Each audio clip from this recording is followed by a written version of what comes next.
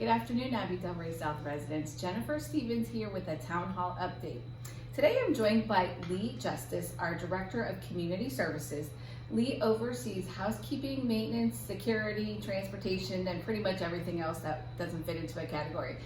Lee is going to talk to you today a little bit about what's going on in his department. So take it away, Lee. Good afternoon, residents at Abbey Delray South. I'm going to touch base about a few subjects. I'm going to start off with some of our projects that we have going on here at Abbey Delray South. The first project that I'm excited to announce is our pool renovation. We got word today that the permits were submitted to the City of Delray for our pool to be renovated. So there's much more to come on that, and when I get more information, I will pass the word on. Another project that I'm excited to announce is the possibility of some work being done to our exterior catwalks. We have some construction people coming in tomorrow from corporate to walk the catwalks of the exterior of the building to see what can be done to maybe spruce them up a little bit, and also try to keep some of the rain out, because as we all know, when it rains, a lot of the hallways get wet, and we were trying to prevent any falls for the residents. Another subject that I'm going to touch on is the new phone number system for my department. I'd like to reiterate the fact that the phone numbers are set up so that residents can get a quicker response time when it comes to maintenance issues or housekeeping issues. So for maintenance issues, I would like for you to call Nisaj Saget. He's our maintenance supervisor.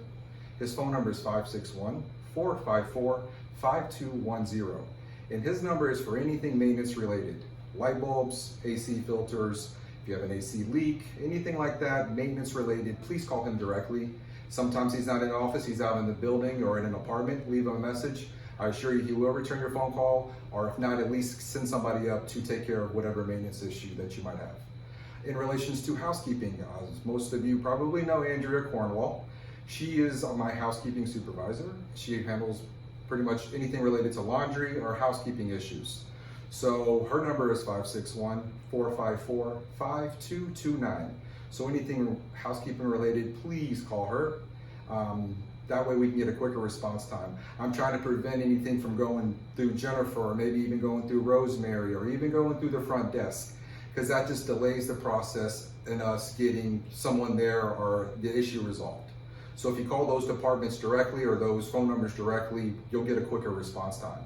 Sometimes Jennifer's not in her office, so if you leave a message, anything maintenance related, she might not get it till the next day. So that just holds up your response time. So if you call them directly, I'm sure you will probably get there before the end of the day. Or if Nisaj's not answering, you want to shoot me a call or an email, I check my messages frequently, and I'll get somebody up there as well. Let's see, what else can we talk about today? Pendants. Oh, pendants, yes. Let's talk about the pendants, the neck pendants and the wrist pendants that some of you might have. I would like to, again, reiterate the importance of wearing your pendants, because if you fall in your apartment and you're not able to move to a pool corridor or some of the stations that are on your wall in your apartments, having that pendant on has you access to security, because as soon as you hit that pendant, we're going to come respond. So if you're taking a shower, you're getting dressed and your pendant's on your nightstand, you happen to take a fall while putting your pants on, and you can't get to your pendant or you can't get to a pool station, that means you're going to lay there until the next day when we do our daily flipper checks.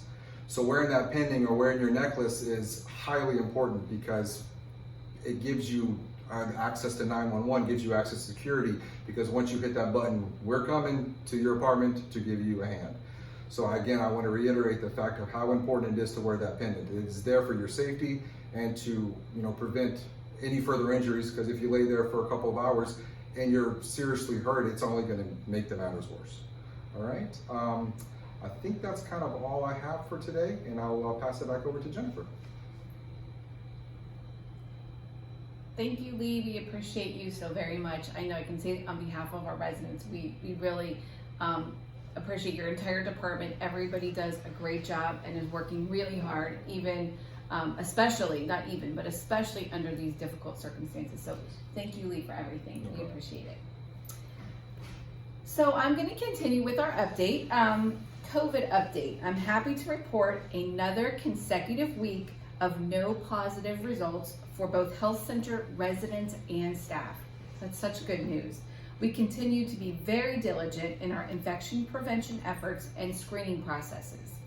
I will tell you that as far as visitation goes in the health center, we will be beginning some limited visitation as a result of the governor's order to open nursing homes for visitation.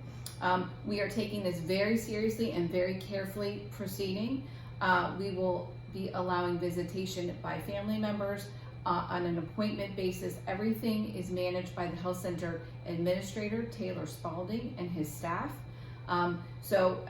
As we have developments, I certainly will let you all know more about the visitation, but currently it's very limited and it's just family at this time.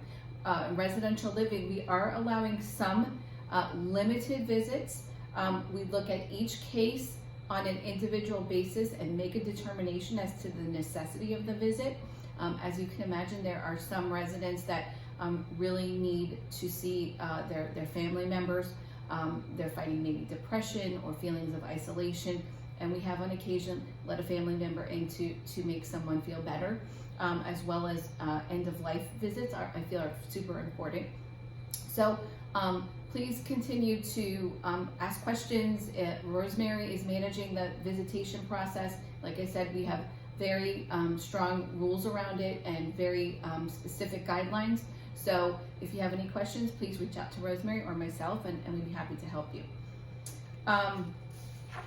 As things progress and change through the county, we will change our visitation slightly and maybe open it up, but not quite at this time. I'll keep you updated when we do make any changes. I did get some questions regarding our tipping policy. Last time I had a town hall, I mentioned our tipping policy in regards to our team members. Some residents have asked me, can I give a team member a piece of candy or a bottle of water if they come to my apartment to help me with something? The answer is yes. As long as it's not a routine situation with one specific team member. We want to make sure that all team members feel that they're being treated equally and that no team member should receive special gifts or tips from a resident on a routine basis. I wouldn't want someone specifically getting daily tips or presents. I think that would cause a problem with our policy. But if you want to give somebody a piece of candy or a bottle of water if they're coming to help do something in your apartment, that's okay. We just have to kind of, use some good common sense and judgment as we move forward with that. If you have specific questions, please feel free to reach out to me, and I'm happy to talk to you personally about your situation. We are getting prepared to begin our team member holiday fund program. It's a wonderful way to show our team how much you appreciate them. Stay tuned, you will hear more details coming soon, but if you'd like to donate to that program, that's a wonderful way to help our team members. I'm pleased to announce that we have a new addition to our team. She is an intern from FAU, and she's currently working towards her master's degree in social work. Currently, she has her bachelor's degree in social work. Her name is Claudia Juarez, and she will be working out of the office space next to the Lifestyles office. Claudia will be here on Tuesdays and Fridays all the way through May of next year. She'll be available for our residents to talk with, either in her office or in their home. Claudia will be working closely with Teresa, Rosemary, our chaplain, and Tootie from Home Health to provide support and services to our residents. She's also going to be working on some special projects and some programming, so we're really excited to have Claudia here. We feel she'll be an asset to the team as well as to our residents. From day one when I started, residents were asking me about a social worker coming to work in residential living, and so this has been a long time coming, and we're really excited to be able to have this wonderful addition to our team. And I want to thank Carol Keitel especially, because she helped get this going, and she connected me with the people at FAU, and so we're real excited about Claudia. I'd also like to add too, if it continues to be successful, this program, after Claudia graduates, we will definitely bring on another intern. So this is something that we're looking at as a long-term program, and I think it will just enhance the lifestyle here. at Abbey Del Rey South in residential living. That's about it for me for today, but I just wanted to say thank you all for your support. Thank you for the kind words. Our team is working very hard behind the scenes as usual, trying to keep things as normal as possible. We appreciate you all, and we want you all to be safe and healthy and enjoy the rest of your day. Thanks so much.